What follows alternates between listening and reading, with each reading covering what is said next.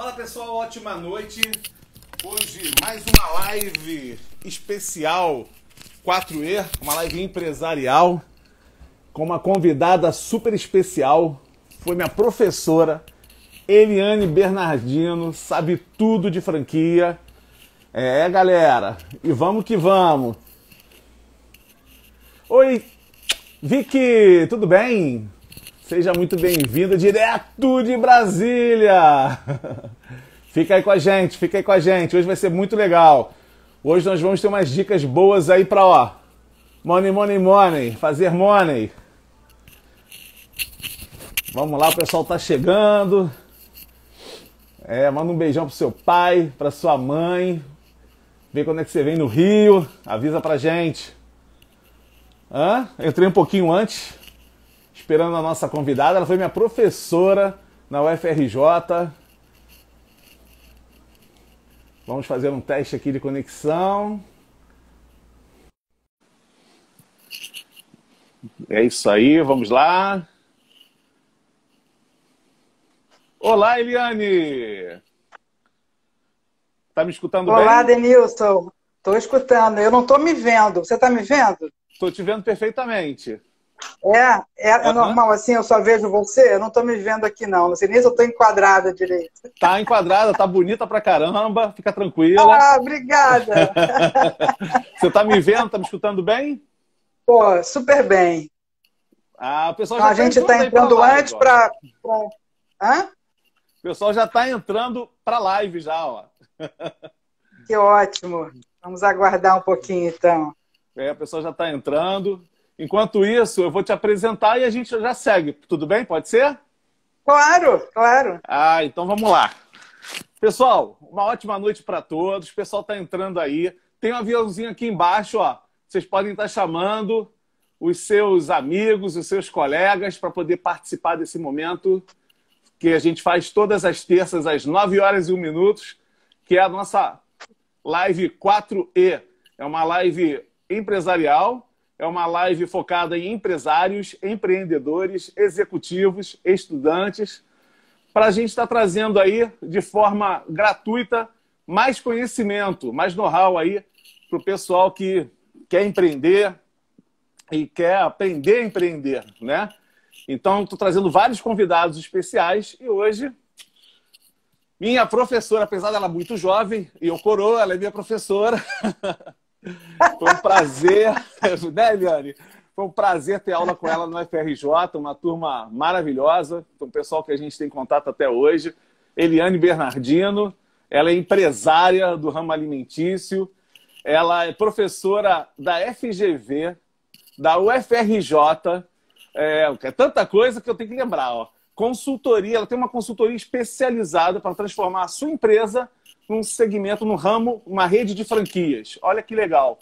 E também ela foi 4 vezes, isso não é para qualquer um não, 4 vezes presidente da Associação Brasileira de Franquias, ABF, Rio de Janeiro, fundadora e presidente, o último mandato, se eu não me engano, foi agora final de 2019, não é isso? Isso, e ela está aqui com a gente para a gente trocar umas ideias, conversar um pouquinho e trazer informação. Eliane, seja muito, muito bem-vinda. Você não sabe a expectativa, a ansiedade que eu estava de estar te recebendo aqui hoje. Olha, Denilson, eu que agradeço. Queria dizer, primeiramente, para mim é uma honra e um prazer estar aqui com você, batendo esse papo. Uma coisa que eu acho fantástica, além do seu empreendedorismo, é assim, esse tom informal, alegre e, ao mesmo tempo, comprometido, né? Com seriedade. Eu diria que esses 4E tem que se transformar em 5E, né? Adicionar o E de esperança e esperançosos, né? Porque todo mundo está aqui querendo um futuro melhor, querendo planejar o próprio futuro, e isso é muito bacana, dentro do empreendedorismo, né? De tudo isso que a gente está vivendo aí. É verdade, a gente está num muito tempo obrigada de pelo convite. Pô, eu que agradeço, gratidão. E a gente está nesse tempo de total desafio, né? De se reinventar. E é um momento da gente estar aí amolando o machado, né? Conforme aquela historinha que a gente conhece, para poder voltar mais forte e voltar melhor, né? A gente tem que ver tudo isso como uma grande oportunidade de aprendizado, né? Tirar sempre o lado positivo, né? Apesar de todas as barreiras e dificuldades, a gente tem que estar criando pontes, né? Para poder estar se conectando e fazendo o empreendedorismo no Brasil crescer cada vez mais, né? E, Eliane, entrando aí dentro do assunto, a gente fez um mês aí falando sobre franquia, licenciamento de marca, associativismo. Teve um amigo também que eu tenho um carinho muito grande lá do Rio Grande do Sul. Eu não sei se você já escutou falar sobre redes de cooperação, que é muito parecido com o associativismo, que eles têm um trabalho muito forte lá no Rio Grande do Sul, no estado, né? E a gente trouxe um pouquinho de cada e falei, bom, agora vamos falar sobre franquia, né? Então, assim, eu queria que você passasse o conceito, o que é uma franquia. Bom, mas antes de falar de franquia, eu queria fazer uma pergunta antes sobre você. Como é que você, Eliane, como pessoa, começou a empreender? Isso já veio do berço? Como é que surgiu a sua primeira empresa? Eu queria conhecer um pouquinho da tua história, antes de a gente falar da franquia. Então tá, vou tentar resumir. Bom, eu me formei em engenharia civil, né? Eu digo que um engenheiro que virou suco, né? Então, eu primeiro me formei em engenharia, trabalhei com projetos de estrutura. E aí, nessa época, eu estava começando a ver que o mercado estava meio complicado, e eu tinha amigos trabalhando em empresas multinacionais, como trainee, e aí eu resolvi entrar, enfim, e aí cheguei a trabalhar em 2 empresas multinacionais, fiz viagens para o exterior, gostei muito da experiência, aprendi coisas novas, totalmente fora da engenharia. E aí, nessa época, o meu pai tinha uma pequena construtora, certo. E ele tinha um imóvel, um prédio comercial em Cabo Frio, que ele construiu com o sócio dele, bem na Praia do Forte. E aí, nessa época, os apartamentos venderam e a galeria ficou encalhada. E nada de vender as lojas da galeria, aquilo tudo vazio. Ele começou a falar comigo, Eliane, mas afinal de contas, o que a gente faz para vender essas lojas da galeria? Vamos colocar uma loja âncora lá, alguma coisa charmosa, porque aí os outros lojistas da região vão querer... Era numa cidade de veraneio, tá? Não era aqui no Rio, na capital, não. E aí, era em Cabo Frio, né? E aí, eu me lembro que eu falei, olha, pai, eu estou vendo muito esse negócio aí de franquia. E eu vi que tem uma determinada marca que está vendendo franquias. Que tal a gente pensar nessa? Porque a gente que é de outro ramo, como é que vai abrir uma coisa de sucesso, assim, e já a coisa decolar desde o começo, né? E aí foi que realmente a coisa funcionou. A gente abriu aquela franquia e começou a dar muito certo. Foi um sucesso. E as lojas da galeria começaram a vender, começaram a alugar, começou a se criar ali um polo comercial. E aí abrimos a 2ª loja, a 3ª, e aí nessa época nós éramos franqueados. Eu já fui franqueada, né? Interessante. Então você falou que eu já fui professora, consultora, franqueadora, franqueada, eu fui tudo. E depois a gente acabou comprando a empresa franqueadora, porque os sócios da empresa franqueadora tinham outro negócio de foco muito maior. E aí viram que a gente era muito sério, muito dedicado, e aí a gente acabou fazendo negócio e se tornou franqueador. E desde então, eu acabei me envolvendo muito com esse assunto de franquia, não é? Porque é assim que muitas empresas acabam se multiplicando e crescendo, e naturalmente me aproximei da BF, e fui uma das fundadoras da Seccional Rio de Janeiro, que é a BF Rio. E, enfim, aí a coisa começou assim a progredir, não é? Eu tanto atuando na área empresarial, na empresa da família, como também um pouco tempo depois, eu abri uma empresa de consultoria, justamente para assessorar pessoas que quisessem transformar os seus negócios em franquia. E com essa história toda também comecei a me dedicar como professora convidada da FGV, e também da UFRJ, ocasionalmente, e gosto demais também da área de docência, gosto muito de estudar, e, enfim, eu navego um pouquinho por cada área, né? Eu acho isso muito legal. A minha filha conectou aqui com a gente, e essa minha filha mais velha aqui, ela é uma eterna, desde pequenininha, defensora das mulheres. E ela ficou muito animada de ver a live. Ela falou, uma professora 4 vezes na frente de uma associação. E aí eu falei, cara, ela é fera, vem que você vai gostar. Imagina, muito obrigada. Desafiadores, né? E assim, eu quero te parabenizar, porque eu já fui presidente também de uma rede e eu sei quanto que isso consome do nosso tempo, né? Do trabalho. Demais, agora mandou palminha aí para você. E assim, te parabenizar. E como é que foi que começou a ABF? Antes da gente entrar no termo de franquia, como é que... Por que surgiu a ABF? Ela já existia em São Paulo e aí criou essa seccional aqui no Rio de Janeiro, essa Associação Brasileira de Franchise? Não, foi uma coisa interessante. Antes da ABF ser criada em São Paulo, existia uma outra associação no Rio, que foi criada antes, que era a Associação dos Franqueadores do Brasil, né? Era a FRAB. E na época tinha grandes marcas, Coca-Cola, as empresas de petróleo todas, e as marcas de alimentação. O franchise teve um grande começo, muito forte no Rio de Janeiro, né? E com isso, a IFA, que é a Associação Internacional de Franchise, que fica nos Estados Unidos, norte-americana, ela acabou reconhecendo a FRAB, porque ela foi a primeira e que já estava fazendo relacionamento lá nos Estados Unidos. E nessa época, aí também depois a ABF entrou em contato com a FRAB, e a gente viu que o franchising, né, com empresas com sede em São Paulo, estava tendo grande crescimento também, né, e não tinha como não ser. E a gente resolveu unir, e com isso a FRAB se tornou a ABF Seccional Rio de Janeiro, e ela tem o estatuto próprio, ela tem uma independência agora em termos de gestão, porém unida e com um norte único nos assuntos mais estratégicos e conceituais da associação, como não poderia deixar de ser, né?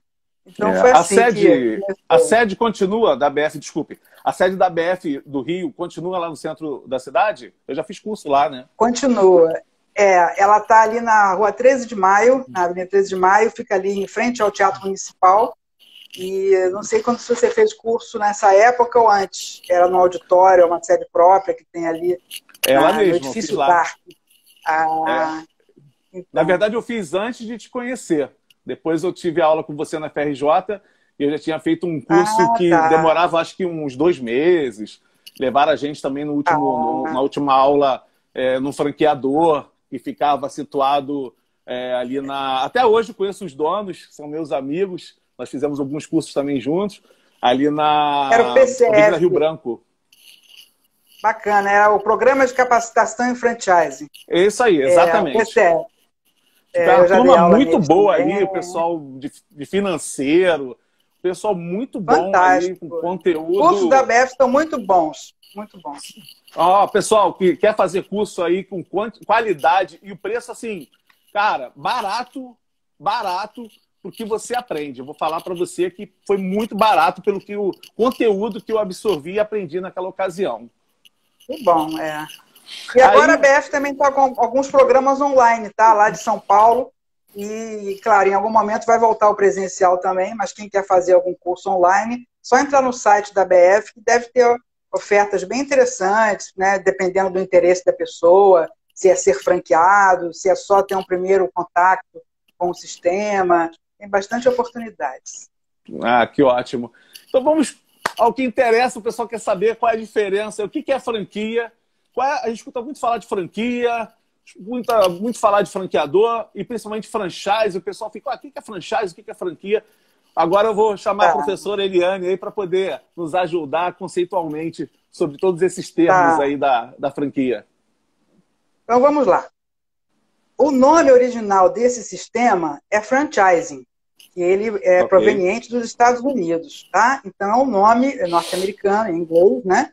E, em português, a lei brasileira traduziu ele como franquia empresarial. Então, quando você ouvir o termo franquia empresarial, não significa que é um tipo específico de franquia. É simplesmente a tradução que os legisladores deram para não usar um nome estrangeiro, e que é um excesso até de zelo, né? Porque se tem marketing, software, por que não usar franchise? Mas ok, temos franquia, então vamos usar franquia. Então, esses dois nomes são usados de uma maneira alternada, significando exatamente a mesma coisa. Sendo que franquia também se refere a uma determinada unidade, né?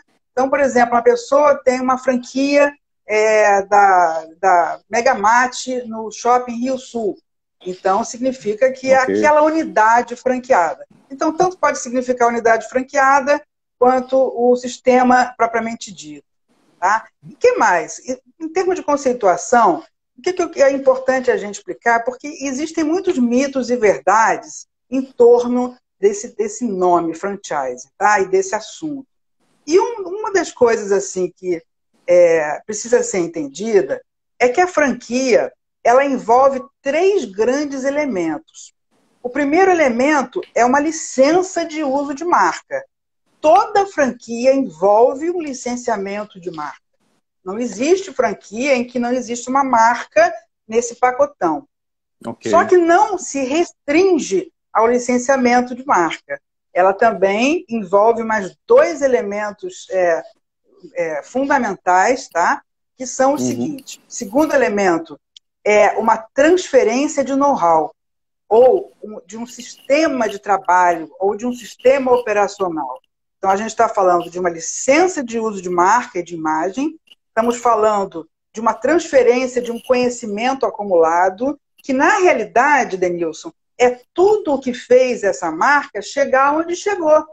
Né? Então, uma coisa que eu costumo dizer, por exemplo, não estou dizendo que é franquia, não. Um exemplo do comércio em geral. Sim. Na alimentação. Você vai no Outback, por exemplo, você está acostumado a ver a pessoa, como é que é a decoração? Tem aquela decoração, estou no Outback. O atendente chega, às vezes se abaixa para falar com você olhando no olho, né? Senta na mesa, você abaixa, se ajoelha. É bem típico, né? Então, o conjunto de coisas que faz você identificar um lugar, uma operação, uma marca, não é só o que está na fachada. São as coisas que acontecem a partir do momento que você entra ali. É a música que toca, é o jeito que o garçom, ou, enfim, o profissional que está lá dentro atende você. No caso de alimentação, é a maneira que a comida é feita, é a maneira que é servida, o tipo de embalagem. Todos os mínimos detalhes, Denilson, são importantíssimos para ter o DNA daquela operação. E esse DNA que faz aquela marca ter sucesso e ter um público que admira essa marca, se chama o know-how dessa marca. É o sistema operacional. E quando a gente fala sistema operacional, é absolutamente todo o conhecimento acumulado, desde as coisas mais aparentemente irrelevantes, como que tipo de música vai tocar, que cheiro que a loja vai ter, até a receita de um produto-chave que tem lá dentro, não é? Alguma fórmula secreta. Tudo isso é know-how. Então, eu falei do primeiro elemento, que é a licença de marca. O segundo elemento, que é a transferência desse know-how, desse sistema operacional, que inclui quem são os fornecedores, tá? De quem que vai comprar ou que não vai comprar. E o terceiro elemento é uma assistência continuada, periódica, desde um treinamento inicial até uma visitação periódica, né, uma consultoria de campo para ajudar o franqueado a alcançar seus objetivos, ajudar a marca a não ficar mal no mercado por causa de um franqueado que não está sabendo fazer direito, ou a equipe mal treinada, ou por causa de um mal-entendido, ou seja o que for. Né? Então, essa assistência continuada, ela tem tanto o objetivo de ajudar o franqueado, quanto o objetivo também de acompanhar a performance dessa marca, porque todo cliente vê aquilo como um conjunto. Ele não sabe se a loja é uma franquia ou se é uma unidade própria. Então, são esses 3 grandes elementos. Denilson, em algum momento eu falei aqui que o franqueador é fornecedor? Não, em nenhum momento. Não falei. Então, nada em franquia se caracteriza pela obrigatoriedade de um franqueador ser fornecedor dos seus franqueados ou sequer dominar, né, ter assim, o controle absoluto do seu canal de distribuição. Isso não existe. Tá? Porém, o que acontece? O franqueador, que não é um fabricante, que é muito comum ter um franqueador fabricante, não é proibido. Acho que até a maioria, claro. Né? Acho que até a maioria. Não é a maioria. Não é a maioria. Não. Nós temos cerca de 2.920 marcas no Brasil. Tá? Eu não fiz a contagem, mas a quantidade de marcas que não fabrica nem uma grama do produto principal que vende assim, robusta. É uma coisa imensa. Tá? Então, a maioria Vou dar um não fabrica, exemplo. Quis dizer, a maioria não fabrica. Não. Então, por exemplo, o Boticário fabrica. Né? Então eu entendi errado, que a maioria fabrica. O Boticário fabrica, embora tenha uma empresa separada para ser a fornecedora, mas é do grupo econômico, né? A Cacau Show fabricam, e tantas outras, Havaianas, Casas Balduco, etc, etc. Mas existem outras empresas extremamente bem-sucedidas, conhecidas, que não fabricam nada. Por exemplo, o McDonald's, que é conhecido de todos nós, que a gente admira demais, é um dos precursores do sistema também, não é? E é um nome assim respeitadíssimo. Todos os fornecedores do McDonald's são parceiros comerciais que nada tem a ver com o grupo econômico. Então, tem uma fábrica que vai cuidar do pão, uma outra fábrica que vai cuidar, ou várias fábricas que vão cuidar da parte da carne, outro que vai cuidar das batatas fritas. E o McDonald's, ele faz contratos, né, de fornecimento com cláusulas muito bem elaboradas e para que tudo funcione bem. Tem algumas coisas que são receitas exclusivas para aquela marca, outras coisas são iguais para todo mundo. Por exemplo, talvez um óleo de cozinha não precise ser diferente do que vende no mercado, mas a carne que vai para o McDonald's, a gente sabe que tem uma receita para o McDonald's, mas o McDonald's não fabrica nada. Então, esse é um exemplo em que o franchising se aplica, e vários outros, tá? Em que o franqueador não é fornecedor de nada e nem detém essa cadeia toda de fornecedores, exceto pela força de acordos contratuais, né? Das obrigações que esses parceiros vão ter de cumprir o que está no contrato, mas não pertencem ao grupo do McDonald's. E assim várias outras, né? Então, a gente vê empresas de serviço. Outra coisa importante, tá, Denilson, para estar conceituando aqui. É muito comum, em termos de mito e verdade também, as pessoas acharem que franquia é varejo, né? Não, a franquia tem franquia de serviço, embora serviço também seja varejo, quando oferecido para o consumidor final, né? E franquia de locadora de veículo, franquia de cabeleireiro, franquia, por exemplo, de controle de pragas, como desinsetização, né? Franquias, por exemplo, não tem até de serviços domésticos, né? Você não tem uma empregada, aí você não tem aquelas doutor resolve, dona resolve, Maria Brasileira, franquias de... Enfim, eu até tenho aqui um guia, por acaso nem a desse é o penúltimo, dá para ver, não? Dá para ver sim. Aqui é o Guia Oficial de Franquias.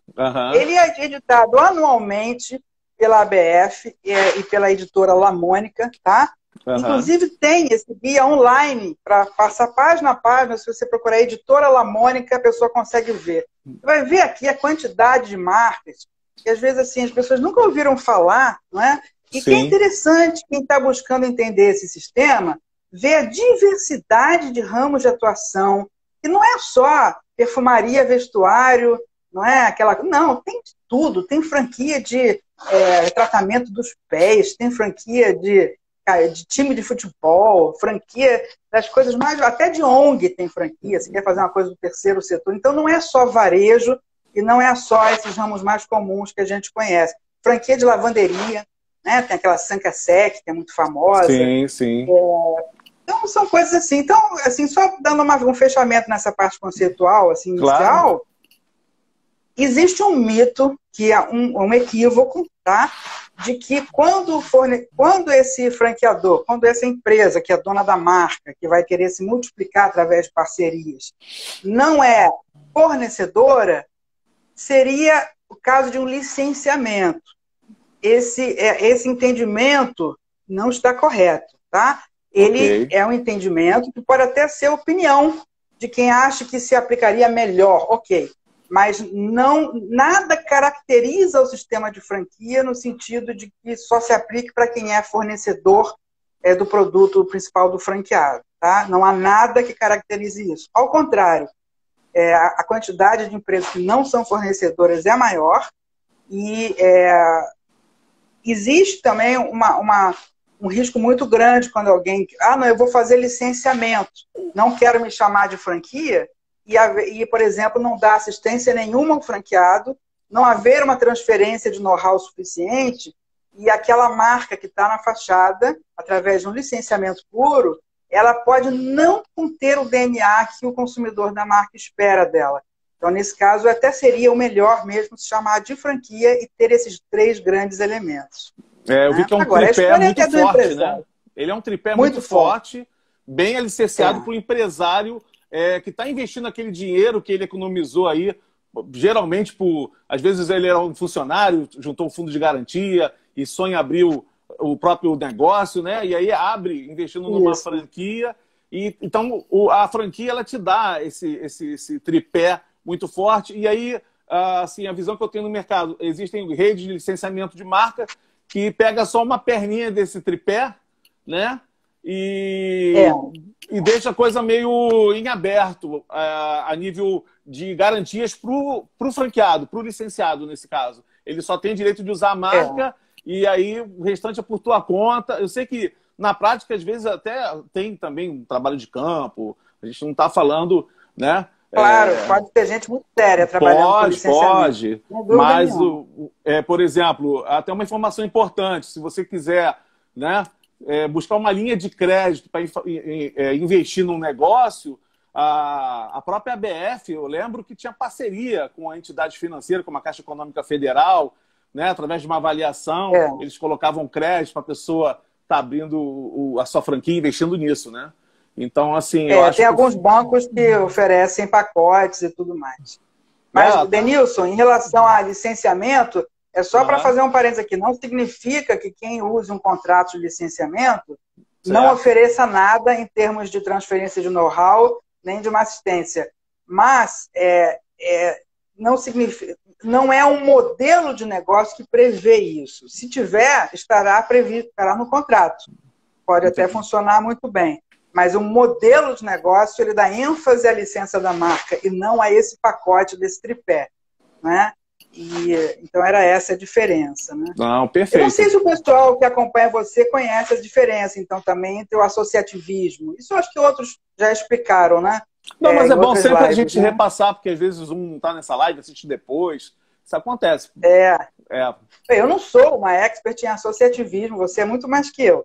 Mas assim, o associativismo são empresários independentes que resolvem, através de uma determinada união, né, criar uma pessoa jurídica que vai atender aos interesses do grupo. É quase que como uma pessoa jurídica que vai prestar serviço para eles próprios.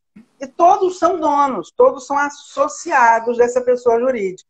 E não confundir com a associação de classe. É uma associação de uma empresa comercial que pode ou não criar uma marca, não é? Inclusive, tem umas associações tão bem feitas, né, com esse clima de cooperativismo e tudo, só que no Brasil tem a lei que não permite chamar de cooperativa uma associação entre pessoas jurídicas, né? Sim. São tão bem feitas que parece até franquia, Denilson, né? Algumas você não usa o nome rede, não sei das quantas, aí você jura que isso aqui é uma rede de franquia, e não é. É uma rede associativista. Mas ali todos são donos, enquanto na franquia, no sistema de franquias, ou no sistema de licenciamento, o dono é o proprietário da marca no INPI e tem os direitos sobre a marca, sobre o know-how que a empresa tem, e os franqueados recebem esse direito, a licença de uso desse direito por um determinado período de tempo e mediante determinadas condições. Já no associativismo, não. Todos são associados e coproprietários daquele conceito e precisam seguir o estatuto daquela associação. Acho que eu expliquei direitinho a diferença entre as três coisas. Perfeito, foi maravilhoso. Eu falo que o associativismo, assim, parece um condomínio, né? Cada um na reunião tem uma parte, então quando junta o pessoal para uma assembleia é desafiador. Mas todo mundo é dono. O mesmo objetivo. Exatamente, é muito cacique junto, né? Então tem hora que a coisa... um quer uma diretriz, outra quer a outra, então por isso que é eleito uma diretoria, enfim. E todo mundo é dono. O Luiz está mandando aqui, ó, uma rede que ele é executivo lá, o Luiz esteve na nossa live aí da última semana, lá do Rio Grande do Sul, Ah, que é a Rede legal. Clipe de papelaria. E lá ele está Fantástico. fazendo um trabalho bem bacana. O Luiz é amigo das antigas, já me levou para Isso fazer é um palestra conceito que lá. cresce no mundo inteiro. É Esse conceito verdade. de associativismo cresce no mundo inteiro, porque é uma forma de, principalmente de pequenos empresários, unirem interesses em comum e sem que um seja um dono. Todo mundo é dono, né? Mas, Sim, sim. compensação, precisa ter um critério de seleção muito cuidadoso para não haver uma heterogeneidade em pessoas que criem problema.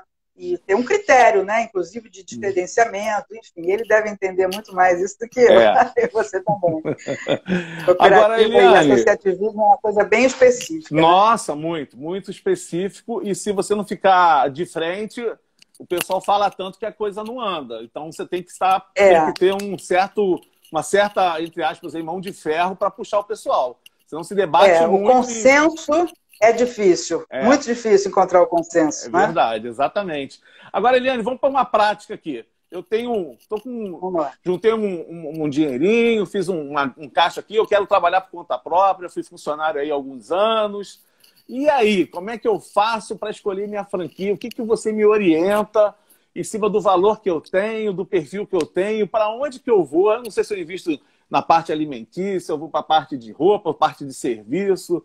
Me ajuda, Eliane. Bom, bom, eu diria que a resposta para essa pergunta, ela tem um direcionamento pré-pandemia e tem um outro direcionamento no contexto que nós estamos vivendo hoje. Eu vou falar algumas coisas no contexto pré-pandemia, porque são coisas genéricas e que valem hoje também. Depois eu vou fazer uma complementação contextualizando para o agora, tá? Eu acho que a gente, Denilson, conversando aqui com você, assim, eu observo assim, tantas lives que eu vejo. Sim. Eu vejo desde, não digo live, mas desde pessoas extremamente pessimistas, que só falam no número de mortes, e não sei o quê, aqueles termos médicos, todos que, aliás, é grave, sim. Sim. Não é? Assim, é muito grave. E eu vejo, por outro lado, pessoas que têm uma tendência à negação, como se nada estivesse acontecendo. Como se tivesse liberado, não precisa de usar máscara, como qualquer investimento, é tudo muito seguro. Eu não gosto de navegar em nenhum desses dois extremos, sabe? São perigosos. Eu acho que todos nós aqui, você e todo mundo que está assistindo aqui, a gente precisa saber se situar, não é? Não é nem uma coisa nem outra. Então, eu diria o seguinte, a primeira coisa para alguém que quer procurar uma franquia é se conhecer. O que a pessoa gosta? Essa não é uma escolha que envolve somente números. O que dá mais lucro? O que eu posso comprar com o capital que eu tenho? Qual é o retorno desse investimento? Isso não é uma aplicação financeira pura e simples, embora tenha esse aspecto também, tá? Que não pode ser negligenciado de maneira nenhuma. Mas as pessoas têm os seus pendores, têm as coisas que fazem ela vibrar. Então, por exemplo, eu sou uma pessoa, eu não sou muito amante de comida japonesa. Assim, eu gosto mais de um churrascão. Eu, por exemplo, não seria uma boa pessoa para ter uma franquia de culinária japonesa. Eu até poderia gerenciar muito bem, ter uma equipe, mas não é uma coisa que me faz vibrar. E assim, analogamente, cada um que está assistindo aqui, você, todo mundo, que vai assistir a gente depois também, todo mundo tem algo que curte. É uma coisa que a pessoa gosta, né? Que ela se identifica com aquilo. Bom, então isso é a primeira coisa. A segunda são as marcas daquele ramo ou daqueles ramos que a pessoa gosta. Porque às vezes é uma marca que tem uma cultura que a pessoa se identifica. Não é? Essa questão cultural é muito importante. Às vezes é uma marca que defende uma causa que a pessoa gosta muito, né, daquela causa. É uma marca que defende a natureza ou que defende assim, o tratamento igualitário de pessoas, sem preconceito, ou evitar problemas. Enfim, as empresas têm determinadas causas. Algumas são de boca para fora e outras são verdadeiras. Tem empresas que respiram aquilo no dia a dia. E são empresas muito sérias. Às vezes até nem divulgam tanto, mas elas têm aquele valor, né, dentro delas, no dia a dia da prática delas. Isso é outra coisa para a gente escolher. Qual é a empresa que eu realmente me identifico no conjunto? Não é só no produto, no design da marca, mas no conjunto, inclui a parte da cultura também da empresa, né? o que ela representa, o que ela acredita, quem ela é, né? A outra coisa é o capital que a pessoa tem. Então, se a pessoa está com capital, por exemplo, de R$ 200.000, por exemplo, não adianta começar a procurar, nesse guia que eu falei, ou numa feira, não adianta começar a procurar, vou marcar uma entrevista numa empresa cujo capital inicial é 1 milhão. Realmente, assim, pode até ser uma coisa para conhecimento técnico, mas num futuro próximo ainda não é uma possibilidade. Então é importante também ver o que o capital que a pessoa tem possibilita e focalizar nessa questão da identificação, da marca que a pessoa gosta, do ramo e no capital que ela tem. Outra questão também é a necessidade de dedicação. Existem pessoas que escolhem até agora, tudo bem, aí, não, mas eu sou executivo da empresa tal, eu não quero largar o meu emprego, ganho muito bem lá. Opa, será que essa marca exige que a pessoa esteja integral nessa dedicação? Será que é possível trabalhar parcial? É possível ter um sócio que se dedique? Tudo isso, cada rede tem a sua regra. Então, isso a gente precisa ver também sobre a exigência da presença física, né, do franqueado fazendo aquilo ali tudo para administrar o seu negócio, né? Porque senão fica solto, né? Aquilo ali não anda. Você que tem um negócio próprio sabe quantas dúvidas, demandas e decisões precisam. Não é só do ponto de vista estratégico, mas o operacional também. Muitas vezes vem um gerente de loja com uma questão que o sócio precisa tomar uma decisão, né? A outra coisa é entender muito bem dos aspectos financeiros. Quanto vende por mês? Quanto é que é o meu lucro mensal em relação a essas vendas?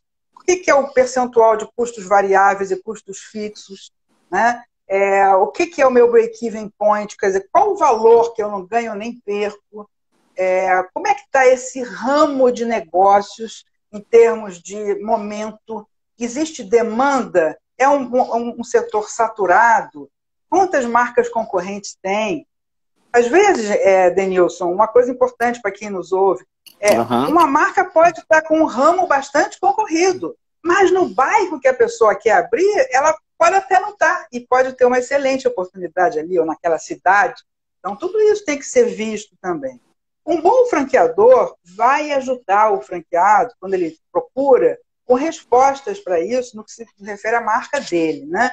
Vai dar muitas informações. E isso também é um bom sinal, essa impressão de como a pessoa se sentiu bem ou mal atendido na avaliação desse franqueador. Né? Assim, na forma, com a transparência que ele foi atendido, como é que foi até mesmo o relacionamento interpessoal. Surgiu ali uma coisa chamada confiança. Confiança é o nome do jogo, em qualquer coisa. Então, você vai iniciar um relacionamento de longo prazo, e você já está sentindo que não confia na pessoa que está do outro lado, já não é um bom começo. Então, existe uma série de fatores aí e a decisão também não pode ser uma coisa precipitada, precisa ter muita busca. Com relação ao momento atual, o que eu teria a dizer? Tá, ok. Eu diria o seguinte, se alguém está com uma boa reserva financeira, não vai vender o apartamento onde mora, ou tudo que tem, é um ramo que a pessoa está observando que não teve uma queda absurda nos seus resultados, no seu faturamento, né, nas suas receitas, e nem está assim, perdendo mercado por alguma outra tecnologia que vai surgir. Tem coisas desse tipo, não é? Sim. A gente vê aquela época da revelação fotográfica, né, Wilson? É um exemplo clássico. Antiga muita gente abriu franquia. Pois é. Aí depois passa um tempo, vem a fotografia digital. E aí aquilo tudo mudou todo o comportamento do consumidor. Ninguém revela mais foto em papel. Você revela uma ou outra, você amplia uma ou outra, né? Mas, em geral, hoje. Assim, hoje o comportamento do consumidor mudou. Então, isso é importante também quando alguém está procurando. Então, nesse momento atual, eu diria que se a pessoa, por exemplo, tem um ponto, tem um espaço comercial vazio, tem um investimento com sobra, que não vai gastar tudo que tem, não é absurdo se pensar em abrir uma franquia agora, desde que escolha bem, de uma maneira muito consciente, e que esteja preparado ou preparada para estar um pouco acima do break-even point agora, não achar que vai ter um lucro muito alto. porque estamos no meio de uma pandemia.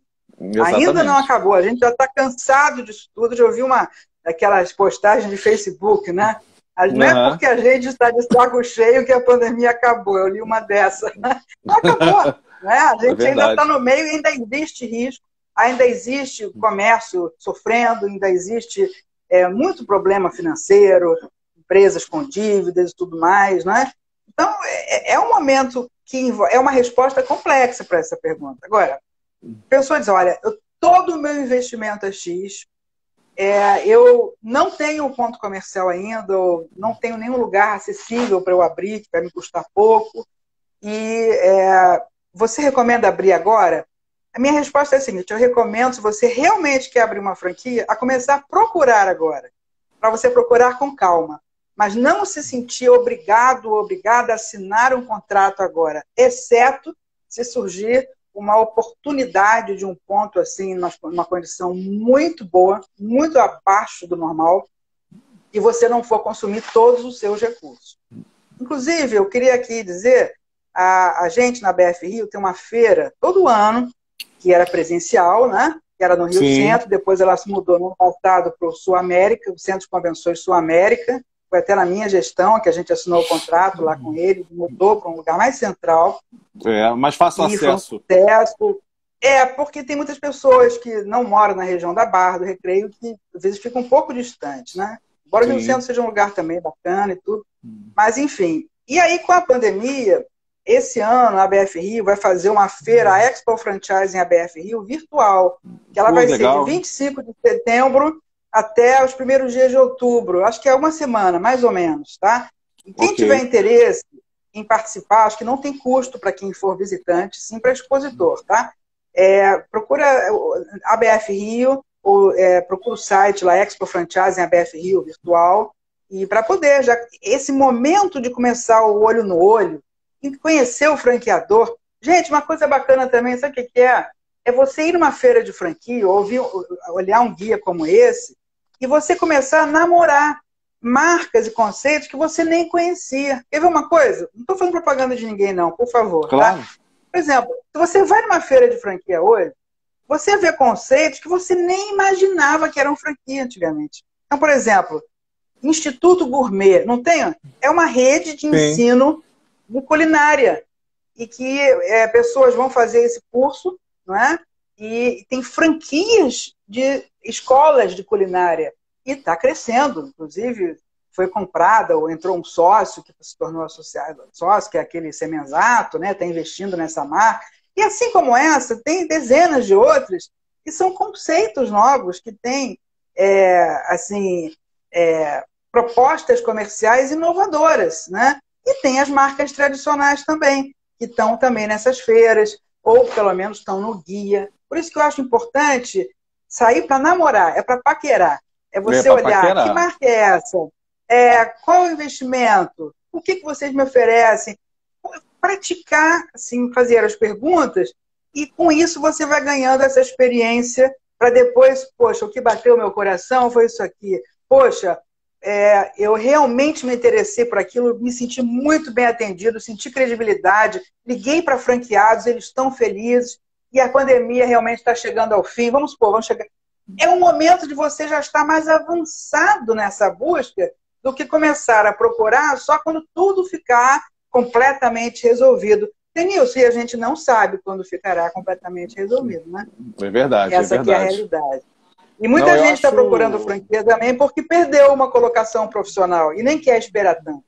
Então, se a pessoa tem um investimento e não vai gastar tudo que tem, é um caminho, sim. Né? É um caminho. É interessante o que você falou. Esse ano eu montei uma empresa no final do ano passado chamada ION.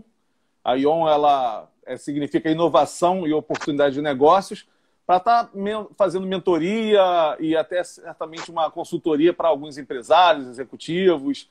E sempre no primeiro atendimento, né, a gente quer fazer um diagnóstico, né, e quer que a pessoa conheça a proposta do trabalho. E eu tenho alguns clientes, né? Claro que essa pandemia aí deu uma atrapalhada, mas eu tenho alguns clientes online. E aí surgiu me procurou, e ele estava franqueando um negócio e sabe que aquilo você olhar o sonho do cara ali e falar, nossa, não vai dar certo, o que que eu faço? Eu não posso falar, eu tô conhecendo ele hoje, é o sonho dele. E fiz algumas perguntas para ele poder conduzir a ele a fazer uma reflexão em tudo em cima daquilo que ele já tinha até investido e tomar uma decisão. E ele falou, não, cara, eu quero fechar esse trabalho, tal, eu vou fechar. Ele acabou não fechando comigo. Eu fiquei muito triste porque, assim, não pelo o valor, mas a gente que quando empreende, a gente quer ver sucesso. Eu quero sucesso dos meus concorrentes, quero sucesso de todos, quero ver todos bem, né? Eu tenho isso em mim. Quando eu vejo uma loja fechando, para mim, nossa, é muito deprimente. A palavra é essa, triste de ver. Então, ele chegou a abrir o negócio e, infelizmente, o negócio, como eu já tinha previsto, fechou, até porque o franqueado, ele era o franqueado de um franqueador, que a loja fechou, a própria loja do franqueador já não existia mais, e eu falei, cara, quais são as garantias que ele te dá, qual o know-how que ele vai te passar, se o próprio negócio dele não deu certo, né? Porque todo negócio tem um tempo aí de maturação para a gente poder analisar, né? E até vou aproveitar o gancho que a gente está caminhando aí para o final, passa muito rápido essa horinha, né? Estamos aqui com... É verdade, né? Está muito agradável. 13 minutos aqui. Mas qual é o momento, eu como empresário, eu tenho uma empresa, qual é o momento que eu posso cair aquela ficha e falar, pô, por que não franquear? Por que não ser um franqueador do meu negócio, da minha marca? Como é que funciona isso, você que é especialista nessas formatações de rede de franquia? Uma coisa essencial para alguém ser franqueador é ter uma operação própria de sucesso e que tenha consolidado a sua operação, que tenha testado e ela já esteja gerando um lucro suficiente e uma estabilidade, né, na sua operação para que aquilo você possa querer franquear. Lembra que quando você vai franquear algo, a pessoa que está do outro lado, ela está esperando alguém que tenha autoridade naquele assunto que ela está franqueando. E qual o tempo que ela desenvolveu fornecedores, embalagens? Vamos falar uma palavra aqui do português comum, né? Qual é a surra que ela já levou? A pessoa tem que levar surra daquele assunto. Né? É só essa coisa de quebrar pedra, de realmente levar tombo, de consertar ali.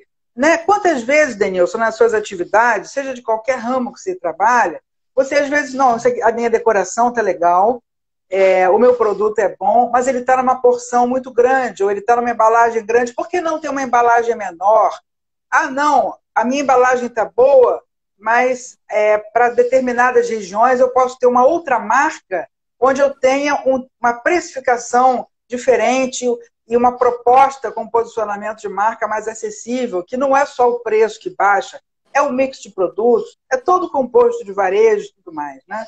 Então, se alguém abre um negócio próprio, dá certo, e 3 meses depois está procurando uma consultoria ou procurando, enfim, um executivo para trabalhar dentro da empresa e formatar e virar franquia, é prematuro, porque essa autoridade ainda não foi conquistada e muita coisa vai acontecer ainda que ela vai querer mudar, que ela vai querer ajustar para o negócio ficar redondo, para alguém querer pagar royalties e ainda ter lucro pagando todas as taxas do sistema, impostos, etc, etc.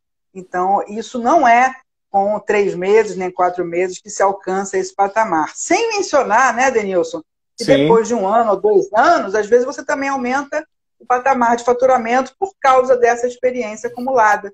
E que em 3 meses você ainda está aprendendo ali. Né? O momento, eu diria que é 2 anos. 1 ano e meio, 2 anos de operação. Antes disso é muito arriscado. Inclusive, eu já tive um cliente, um potencial cliente, você contou essa história aí, e eu recusei. Né? A gente fica triste, mas a gente diz, olha, volta aqui quando você tiver 1 ano e meio e tiver tais resultados. Porque depois, Denilson, se der errado, você ficou chateado no início. Mas depois você ficou feliz. Que bom que eu não peguei. Porque vai ficar parecendo que a culpa era sua como consultor. E ele deu errado. Né? Então, nessa hora a gente precisa saber ser muito diplomático, mas tem que dizer a verdade, né? Porque alguém está confiando no nosso trabalho E é a verdade que ela quer, né? Então, Exatamente. é melhor falar isso desde o começo, né? Nesse caso específico, ele já tinha investido, então ele queria se capacitar como empresário. E aí, quando eu fui entender o Sim. segmento de negócio, e aquilo que você falou lá no início, eu tenho, agora não sei, um emprego que ele tinha uma boa renda, mas ele não queria ficar de frente do negócio dele. E aí eu já vi a primeira barreira. Eu falei, cara, olha só, Não a tem a parte menor mais dúvida. nervosa do ser humano é o bolso. Então você está botando a tua grana, pode colocar o melhor gerente que existe, mas você é diferente, é você que está colocando em risco lá tudo que você juntou por esse tempo, né? E, enfim, eu fiz a minha parte, né? Mas assim, cada um, a pessoa que toma a decisão. Então, eu acho que é isso. A pessoa que pega uma franquia acha que, não, abri uma franquia, agora eu vou ficar rico. Não, abri minha empresa, agora eu E sou administrando pelo celular. Né? É isso aí. Administrando tudo pelo celular. Deitado não no é bem sofá assim, da sala. Né? Não dá, cara. Tem que ir lá. São problemas que surgem desde a porta que emperra até um dinheiro que some lá no caixa, ou um produto que vence e às vezes passa batido, dependendo do mix de produtos. Fornecedor que não entregou, o gerente que esqueceu de fazer alguma coisa. Não é? Eu diria o seguinte, complementando aí uma das coisas que você falou, daquela coisa, como se tornar um franqueado, né? Sim. Nilson? Eu acho que também precisa de uma autoanálise, sabe? Porque existem pessoas que têm um perfil mais talhado para ser executivo. Sim. E a pessoa não curte esse negócio de ser empreendedor. Né? Eu já trabalhei em multinacional, eu me lembro, por exemplo, a lâmpada queimou. Nessa hora você chama o setor lá, que tem um nome em inglês, tal, que vai lá ver, tal. Aí vem o funcionário da manutenção, troca a lâmpada para você. E claro que a pessoa tem muitas responsabilidades, eu não estou em nenhum demérito. Não há nenhum demérito em ninguém ser executivo, muito menos uma grande multinacional. Claro. Nem de empresa, uma corporação nacional, nada errado. Mas no momento que a pessoa, eu estou falando isso porque precisa ser dito, no momento que a pessoa vai abrir o negócio próprio, essa realidade muda. A lâmpada queimou, se naquele dia aquele colaborador que teria que ajudar nessa parte não está, talvez você mesmo pegue uma escada e troque a lâmpada. Isso não é também nenhuma desonra. Você se vê numa situação que aquilo é a sua vida, aquele é o seu negócio. Então, muitos empresários que a gente vê no YouTube, no Instagram, falando suas histórias de vida, contando suas trajetórias, e alguns deles com centenas de unidades franqueadas e milhões, né, na conta, eles ralaram muito nesse sentido também. Não é? Tiveram muito trabalho, eles trabalharam 8 horas por dia, 10. Eu já ouvi o caso de um franqueado meu, e ele falou, pô, Eliane, eu entrei nesse negócio de franquia porque eu queria trabalhar menos, eu trabalhava numa empresa que eu trabalhava 14 horas por dia, e eu me vi em alguns dias trabalhando menos, mas em outros trabalhando muito mais, e ter que ir sábado. Então, isso também é importante. Qual é o horário de trabalho? Tem que trabalhar sábado, tem que trabalhar domingo. Imagina um shopping. É o dia que mais vende, é fim de semana, né? Então, essa autoanálise é muito importante. Eu sou uma apaixonada por franquia. Eu hoje eu não teria perfil mais para procurar um emprego como executiva e trabalhar. Eu tenho outra cabeça já, não é assim. Acho que os nossos genes mudam. Você vira uma pessoa empreendedora e você não quer mais voltar. Agora, é uma vida diferente. E é uma vida muito interessante quando começa a dar resultado, quando o seu cliente te elogia, quando começa a dar lucro e você fica realizado. Eu acho isso muito bacana. Mas não é para todo mundo. A pessoa tem que estar naquele momento de vida em que aquilo faz sentido para ela. Então, eu diria que franquia é muito por aí também, né? Aquilo tem que fazer sentido e aquela marca tem que fazer sentido para você também. Às vezes uma marca faz e outra não tem nada a ver com você. O cara tem que pensar no domingo à noite já assim, cara, amanhã é segunda-feira, cara, acho que eu vou fazer isso, vou fazer aquilo. A gente mesmo, uma das nossas lojas, nesse final de semana, a gente fez um upgrade na nossa logomarca. A gente ia fazer uma reinauguração em abril, que é aniversário da rede, aí com a pandemia, né? Já não precisa nem falar o que aconteceu, não teve a reinauguração. Eu segurei tudo, vamos ver o que acontece, né? E a gente agora, no final de semana, estava lá mexendo no letreiro, trocando, e deu um problema com o fornecedor, e está voltando lá hoje. Então, assim, só a gente que está de frente do negócio, está acompanhando, você não precisa estar do início é normal você abrir e fechar a loja. Você pegar e ralar, você tem que ter essa dedicação até você começar a colher os frutos, você tem que semear, você tem que plantar. Não deixe uma outra pessoa plantar, se a terra é sua, você tem que plantar com todo amor, abençoar aquelas sementes lá, jogar e falar que prospere. E estar junto com a equipe, né? Tem que estar junto, até para o pessoal pegar o teu perfil como empresário, como pessoa, e até para modelar. A cultura ser né, transmitida. Sem a presença do empresário, essa cultura não vai ser transmitida, pelo menos não no começo, né? Exatamente. Eu diria o seguinte, tá, Denilson? Eu queria até, já que a gente está chegando ao fim... Só faltando 5 minutos, mas claro. Dá um recadinho aí. Uma das coisas, eu queria até saber se você concorda. Tá. Eu acho que com essas décadas aí de experiência, de vivência em tantas áreas, né? Eu diria que nessa parte empreendedora, seja franquia, seja um negócio independente, tá? Seja qualquer negócio, eu diria que quem quer crescer, ter mais de uma unidade, quando eu falo unidade, porque nem tudo é loja, né? Pode ser uma escola, pode ser um curso, pode ser um cabeleireiro, mas ter mais de uma unidade, eu acho, mesmo que for para ficar só em uma, porque tem empresas que têm uma única unidade, mas são grandes, né? Elas Sim. vendem muito, então aquilo já dá um trabalho danado. É gestão de pessoas. Eu acho que hoje o maior desafio do empresário é gestão de pessoas. Porque tecnologia, você vai ter alguém para ajudar, você vai contratar uma consultoria. Aliás, essa parte de transformação digital é fundamental hoje. Não tem como deixar isso aí em segundo plano. Mas gestão de pessoas é o número 1. Porque se você não está onipresente ali, você não está o dia inteiro, 7 dias por semana, e precisa confiar numa equipe, saber escolher pessoas, saber falar uma palavra de estímulo, saber elogiar, saber, mesmo sendo natural, né? Mas assim, ganhar admiração. Eu acho que isso é um desafio que todos nós temos. Todos nós temos aquele dia que a gente está inspirado, que a gente é um bom gestor.